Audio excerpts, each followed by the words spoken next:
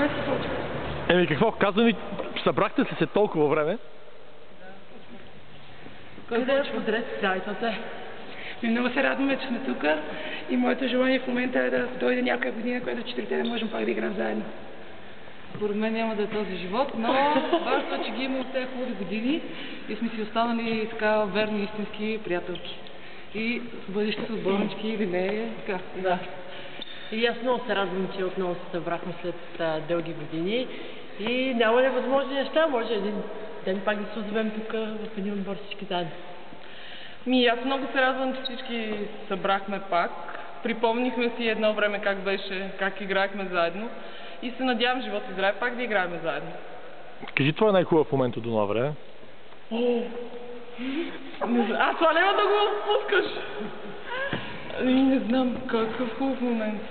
Най-хубавото беше, че играя за Монтана, че съм в отбора на Монтана и че съм играла с такива играчи като тях. И взехме купата, трето място. И аз подкрепям нейното мнение, но както каза Гери, третото място, където спечелихме едната година за купата на България, беше най-сладко от всичко. И аз съм с моят отбор, с готини такива талантливи деца, които играят от сърце баскетбол. Да, това е за мен най-якото, най-талантливото. А за мен най-готиното е, че бяхме отбор. Понеже не с Дима сме доста време, от няколко години в чужбина и много трудно се намери един отбор, който постоянно прекарва толкова време заедно и играе като отбор на терена. И това беше при нас преди няколко години. Това беше най-хубавото нещо.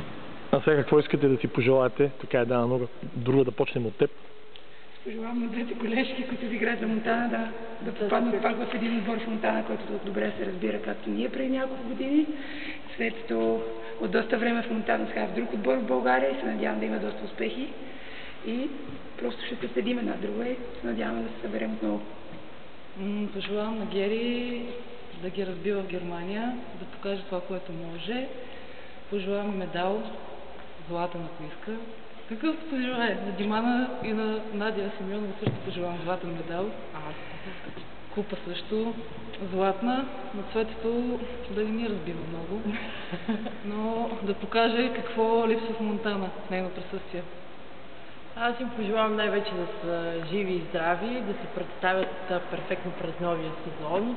За съжаление на спорта е това, че една година си тук, другата не се знае. И пътищата ни са се разделили, но малко или много винаги оставаме в контакт, се разбираме, чуваме се където и да сме. Аз пожелавам на Гери, понеже тя в чужбина ще играе, много успехи и медали. На Надето и Диманчето пожелавам също много успехи и медали. Все пак съм си от Монтана, нищо, че ще играе другаде.